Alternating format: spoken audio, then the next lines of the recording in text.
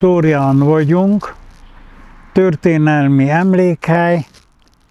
A mindentudók azt mondják, hogy a régi nevéből csinálhatták a székelyek az új nevét, a Pretoria nevű régi latin nevének a végéből lett volna a Tóriából Tória. Altórián vagyunk, a katolikus templom előtti Árpád parkban. Itt emelkedik Szélese környéken nagyon, de nagyon ritka, egész alakos szobra Árpád fejedelemnek. Meg lehet keresni az egész Kárpát-medencébe, hogy hol van még ilyen. Ez unikum az egész vidéken, és Miholcsa József, marosvásárhelyi származású szobrászművésznek az alkotása, mint egyébként itt Tórián majdnem minden szobor az övé. Ennek az a nyitja, hogy a felesége révén rokoni kapcsolatban van az Apor családdal, amelyik tulajdonképpen még nevében nem is halt ki.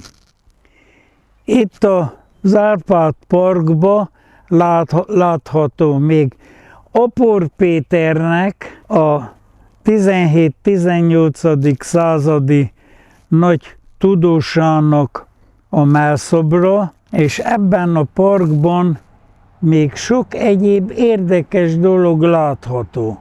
Többek között Vitéz Kozma István vértanú magyar katona ezredesnek a mellszobra, mellette pedig a lovas székely huszároknak az eredeti nagyságban lévő szobra, de mellette még itt van a világ legmagasabb kopjafája. Hát sajnos ugye a kopjafák ilyen magasak sose voltak, ezért kellett ezt is kikötni, megerősíteni, mert itt telibe kapja Tóriát például a székelyeknek a szele, a Nemerre, a híres Nemerre szél, amelyik a Krivöcnek egyik mellékága. A székely mondja, hogy nem erre, ne erre fújjon, de csak erre fúj. Az Árpád park után az Apor birodalomról kellene néhány szót mondanunk. Dobásnyira az emlékparkról az útnak a jobb oldalán látható az aránylag éppen visszaszerzett Apor kastély, műemlék Apor kastély, Tória egyik fontos védett műemléke. Innen halt ki báró Apor Csaba, aki a rendszerváltás évében eljött, és mivel a vagyon nem volt betelekkönyvesztetve a Tóriai Mezőgazdasági Szövetkezettől, egyszerűen beköltözött az épületbe, ami viszont a kastély, mivel a TS-nek a székháza volt, alaposan le volt lakva.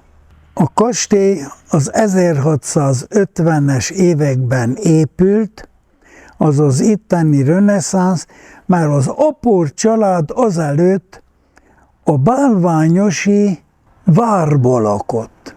A reneszánsz idején leköltözött az Apor család a település központjába, és oda építették meg a 17. század derekán a reneszánsz kastélyukat. Most Feltórián vagyunk, ez is tulajdonképpen valamikor a nagy Apor család birtoka volt ez a hely.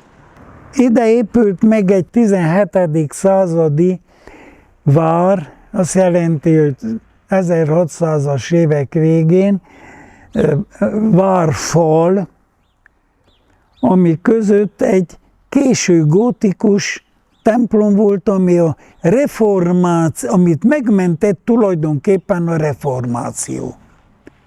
Erről emlékszik meg az a különleges emlékmű, ami a gyülekezeti templom és a várfal előterében van a reformációra, az 1617-es körüli esztendőknek az emlékére, és a reformáció után ez a templom református templom lett. De annyira leromlott, hogy teljesen újra kellett építeni, és jelen pillanatban ugyanúgy építették kívül-belül újra, ahogy volt.